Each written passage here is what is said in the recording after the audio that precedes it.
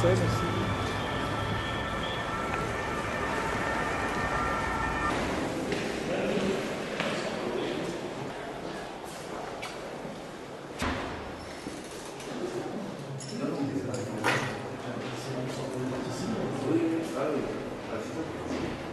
Maître Viguier, bonjour. Bonjour. Alors dites-nous pourquoi vous êtes ici aujourd'hui. Voilà, nous sommes ici pour une audience d'appel qui concerne deux affaires qui ont été déjà jugées en première instance devant la 17e chambre correctionnelle.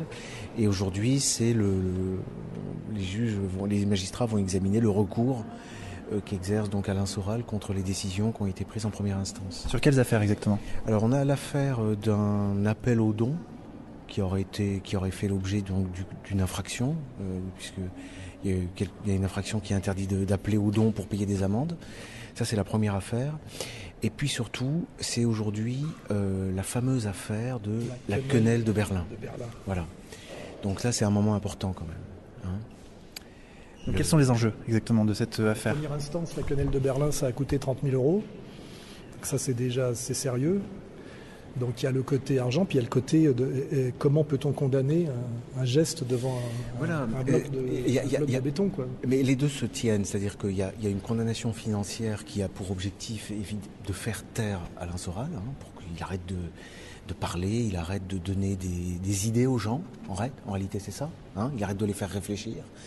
Et on se fonde pour lui interdire de parole sur une performance artistique. Une quenelle au sein du mémorial de la Shoah à Berlin, ça relève de la performance artistique. Il y en a eu plein d'autres.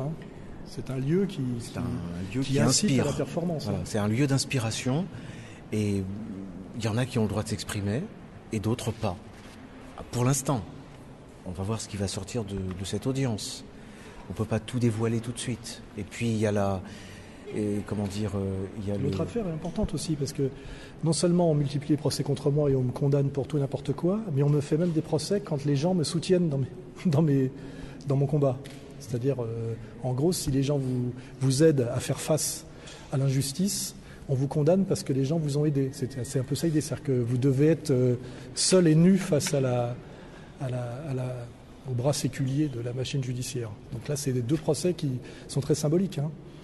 Ce qui est important, c'est que quand vous parlez pas pour vous personnellement, vous parlez pour des centaines de milliers de personnes, voire peut-être même des millions. Donc il est naturel que tous ces gens vous soutiennent. Et d'ailleurs, on peut en profiter pour relancer un appel au soutien, non pas en lien avec des condamnations, mais plus largement. Il faut soutenir Alain Soral si on tient à ce qu'il continue à faire ce qu'il fait depuis quelques années, c'est-à-dire de la politique, mais de la politique sérieuse, de la réelle politique, réelle, j'ai bien dit. Il y a quand même quelque chose d'encourageant, c'est que la dernière vidéo que j'ai mis en ligne, là, sur le commentaire du vendredi 13, des événements du vendredi 13, et j'ai regardé ce matin, elle était à plus de 760 000 vues rien que sur YouTube. Ce qui veut dire que tout support confondu, ça fait des millions de vues. Ce qui veut dire que cette persécution ne marche pas comme il le voudrait. C'est-à-dire, évidemment, c'est pénible à supporter, mais ça n'entame pas mon audience. Peut-être même que ça me crédibilise, puisque je crois que de tout temps, les gens qui se sont battus sérieusement pour la liberté, les idées, ont été persécutés par la police et la justice. Ce qui serait étonnant, presque, c'est que je ne le sois pas.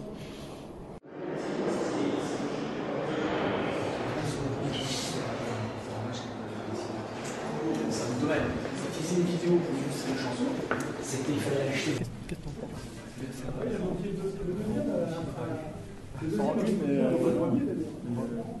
Enfin, je sais reconnaître en antisémite quand j'en vois un, et j'en ai un pour moi.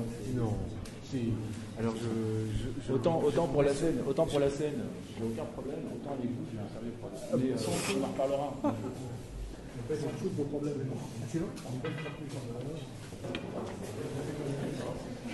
Vous auriez pu féliciter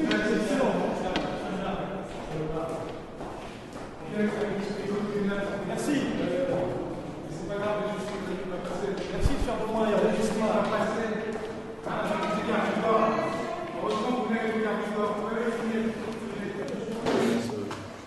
On va voir combien ça va coûter à la fin, c'est ça le truc. C'est pas grave. Moi, je crois, contrairement à vous, je crois au ciel. Moi aussi, je crois. Ah bon? C'est vrai? Vous pensez que vous n'allez pas avoir de problème en haut? Non, vraiment, je suis en règle. D'accord. Non, mais vous n'avez pas été le pire, je dis honnêtement. C'est venant de vous, c'est un complément. Mais par contre, globalement, je trouve que le niveau est bas, le fait de dire de jamais voir de lien entre la Shoah et Israël. La partition de 48. C'est une façon de ne pas comprendre, d'être très intelligent. Non, mais il y a vraiment un lien. C'est une façon de ne pas comprendre. Le jour où il n'y a plus ça, qu'est-ce qui reste d'Israël par l'Afrique du Sud? Il reste un État. Oui. Un État démocratique, nous vous en déplaise. Je m'en fous, moi je vis en France. Parce que Moi je me fais emmerder par le sionisme en France. Allez protester. Comment? J'ai toujours dit que mon problème c'était l'influence néfaste du lobby sioniste en France. La question palestinienne. Vous a jamais poursuivi pour vos propos antisionistes. Jamais. Oui, mais les deux sont liés. Jamais. Non. Vous savez très bien que les deux sont liés. Non, pas du tout. C'est comme que c'est la même chose si vous mélangez.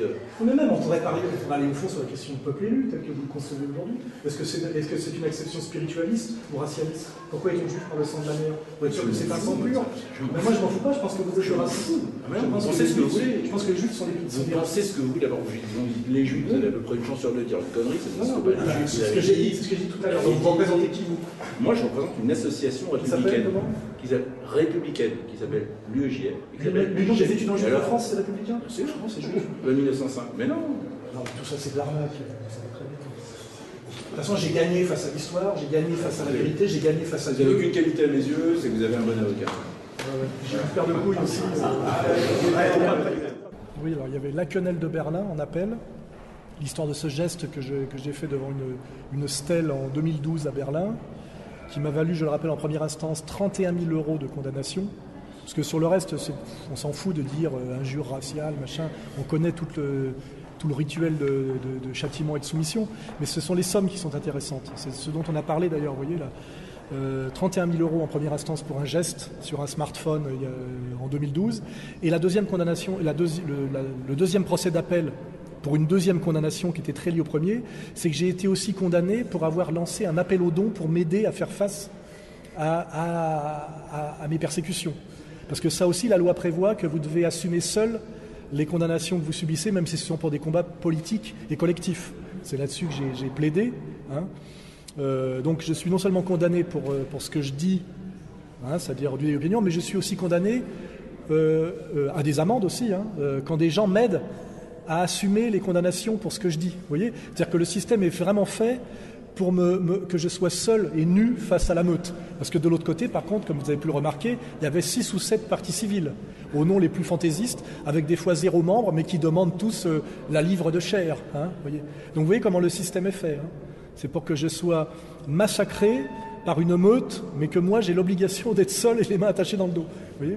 Donc c'est très instructif. C'est pour ça qu'on a fait venir un sténographe là, parce que maintenant, on va se servir des procès, en plus des vidéos du mois, comme pour faire de la pédagogie. Parce que je pense que ce sont soi-disant des audiences publiques, mais vous avez vu que c'est impossible d'accéder au tribunal et que la salle ne permet pas de faire entrer plus de 20 personnes. En réalité, si c'était des audiences publiques, ça devrait être comme aux États-Unis. On devrait avoir le droit de filmer et d'enregistrer pour diffuser après que le peuple français sache ce qui se passe dans les tribunaux.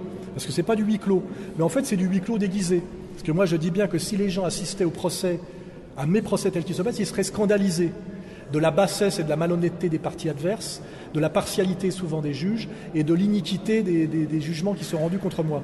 Alors aujourd'hui, pour pallier à ça, comme nous avons le droit de prendre des notes, nous allons faire de ces procès des procès d'égalité-réconciliation, des grands procès d'égalité-réconciliation. La quenelle de Berlin, l'appel aux dons, j'en ai je ne sais pas combien. Hein. Donc dans cette logique-là, aujourd'hui, on va essayer, en plus des vidéos du mois que je fais d'analyse qui me valent mes procès, mes condamnations, faire des vidéos pédagogiques pour expliquer ce qui s'est joué au tribunal, de quoi étaient faits ces procès, quelles ont été les plaidoiries, qu'est-ce qui s'y est dit, etc. Puisque le public n'a accès qu'au jugement par le truchement du commentaire médiatique. Les médias disent « Alain Soral a été condamné à temps ». En général, ils disent juste la condamnation, ils ne disent pas les parties civiles, les articles 700, etc. C'est-à-dire qu'ils vous disent, quand ils vous disent 3 000 €, en général, c'est 20 000. Hein. Ils mentent. Et grâce à ça, par des arguties, et les gens ne savent pas ce qui s'est passé. Et nous allons faire en sorte de plus en plus, parce que je pense que c'est peut-être un moyen aussi que ça s'arrête ou que ça se freine un peu, nous allons nous donner les moyens de faire en sorte que les gens sachent ce qui se passe à mes procès. Et je pense que rien que ça, c'est éminemment subversif, en plus d'être pédagogique. Et ça peut peut-être être le moyen de faire en sorte que ceux qui m'envoient systématiquement au tribunal se calment un peu, parce que ça pourrait devenir contre-productif pour eux. Voilà. Oui, alors on peut me faire des dons en réalité, mais c'est à moi de ne pas dire pourquoi sont ces dons. Et en fait, j'avais commis une fanfaronnade dans une vidéo, c'est de dire j'ai été condamné à 35 000 € par Delanoë, ce qui était gigantesque, et j'ai recueilli cette somme dans un délai assez court. J'ai commis une erreur parce que je ne savais pas qu'il y avait cette loi qui me semble tellement inique que je n'avais pas le droit de me faire aider pour payer des condamnations, sachant que ce sont des condamnations pour du délit d'opinion dans un combat politique et collectif. Hein, il y a un sens. Je ne demande pas de l'argent pour avoir écrasé une vieille dame ou tué quelqu'un, vous voyez.